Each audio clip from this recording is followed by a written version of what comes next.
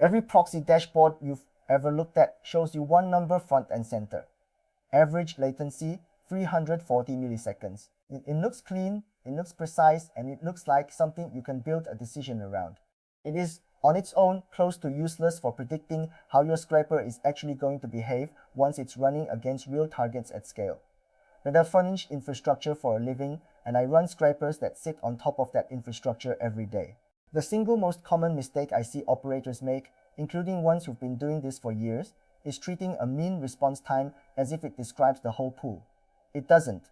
A pool of proxies isn't one thing behaving consistently.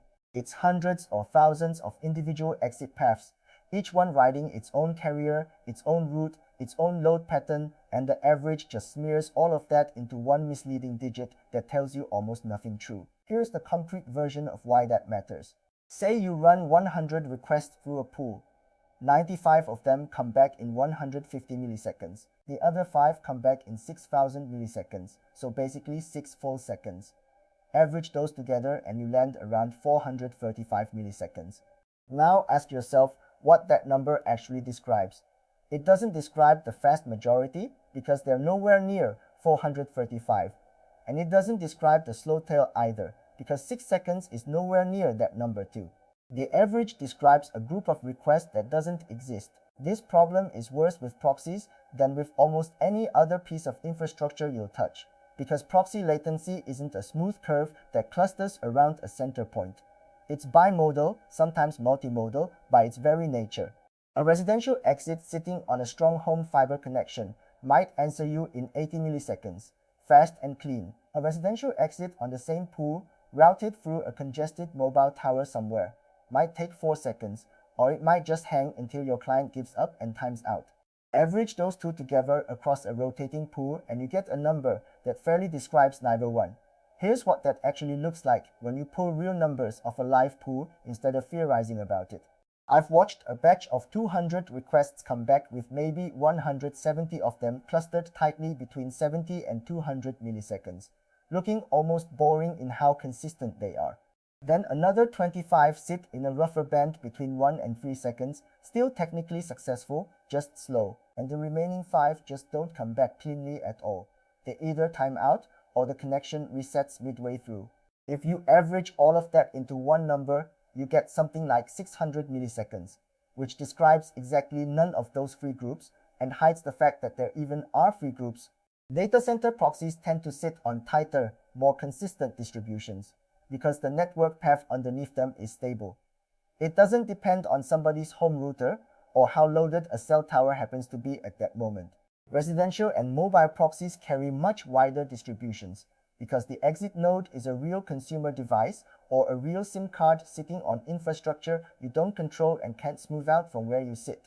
That's the actual trade-off you're accepting the moment you choose an IP type for a job, and it shows up directly in your latency spread, not just in your average number. If you actually want a number that predicts scraper behavior, stop looking at the mean and start looking at percentiles. Specifically P50, P90, P95, and P99. Each one is answering a different question, and none of them is trying to answer the same question the average is answering, which is part of why the average is such a weak tool here. P50, the median, tells you what a typical request actually looks like. This is usually much closer to what people intuitively mean when they say average in casual conversation, and it's a far better single number than the mean because it isn't dragged around by a handful of extreme outliers the way a true mean is. If your P50 is 150 milliseconds, that's genuinely what most of your requests are doing, not a blended fiction. P90 and P95 tell you what your slow requests look like, and this is the number that determines whether your timeout setting is sane or not. Say your P95 sits at 2.5 seconds, and you've set your timeout at 2 seconds. You are going to fail roughly 1 in 20 requests purely on latency before any blocking or detection issue even enters the picture. In your logs, that failure is going to look like a reliability problem with the proxy pool. It isn't. It's a timeout configuration problem you built yourself. P99 tells you about tail risk once you're running at real scale. If you're pushing 50,000 requests a day, your P99 slice is 500 requests. That's not a rounding error. That's 500 requests every single day that eat your retry budget, hold connections open longer than they should, and quietly inflate your total runtime even on a day where everything else about the pool looks perfectly healthy. In practice, I treat P95 as my working number for setting timeouts and concurrency limits. It's stable enough that it doesn't bounce around wildly from a handful of one-off outliers, but it's still honest enough to include the real slow tail instead of hiding it, which is exactly what the mean does every time you look at it. None of this works if you're measuring latency badly in the first place. Don't measure it by firing a single request at a single target and calling it a day. That gives you a sample size of 1 against one endpoint's current load at one moment in time, and it tells you almost nothing about the pool as a whole. A proper measurement setup samples across the pool, not one IP. If you are evaluating a rotating proxy pool, you need requests spread across a meaningful number of distinct exit IPs, not repeated hits through whichever IP happened to get assigned first and stuck. Rotation behavior itself varies a lot by provider, so confirm you're actually landing on new exits each time and not quietly getting pinned to the same one. If I need to sample across time. Network conditions, especially for mobile and residential exits, shift by time of day and by carrier load. A test you run at 3 in the morning tells you nothing about what your scraper is going to see at 2 in the afternoon, when those same cell towers are carrying peak consumer traffic from everyone else on that network. Run your measurement window long enough to catch that swing, ideally a full day at minimum if the workload is going to run continuously. Measure against your actual target, not some generic speed test endpoint. A proxy's round-trip time to a benchmark server tells you about that proxy's general connectivity and nothing else. It doesn't tell you about the latency to the specific site you're actually scraping, which depends on peering, on CDN edge location, and on how fast that target itself responds. If the site you're working against is just slow, no proxy on earth is going to fix that for you, and your measurement needs to isolate which site the delay is actually coming from. Separate your connection time from your response time. Total request time is really 3 things stacked together. There's the TCP and TLS handshake time going through the proxy, then the proxy's own connection out to the target, then the target's actual processing and response. If you only log the total elapsed time as one number, a slow target and a slow proxy look identical in your data, and you can't tell which one you actually need to fix.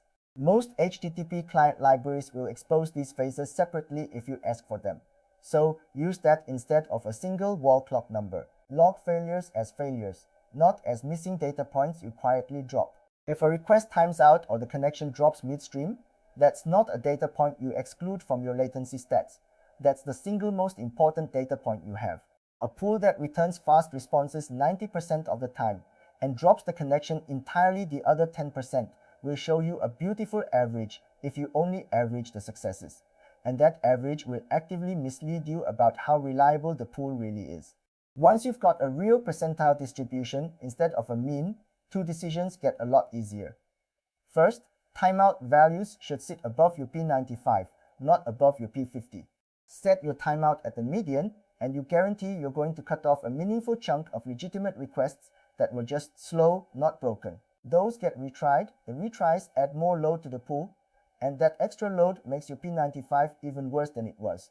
I've watched operators build this exact feedback loop by accident, tightening timeouts because the average looked fine while their retry rate quietly climbed in the background. Second, concurrency limits should be sized around tail latency, not average latency.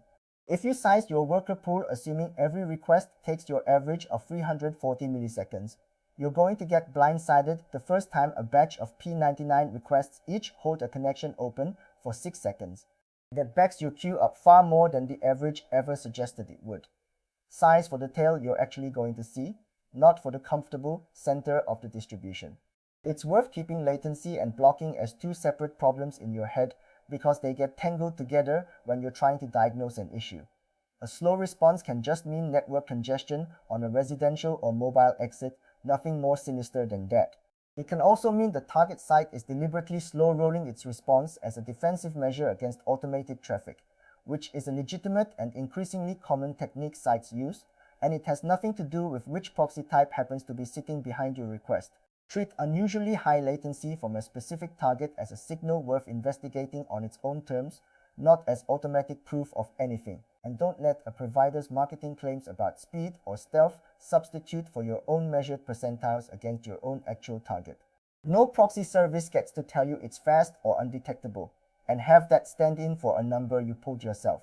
The only claim worth trusting is one you can reproduce on your own instrumentation against the site you're actually working with this week, not a headline number from someone's landing page.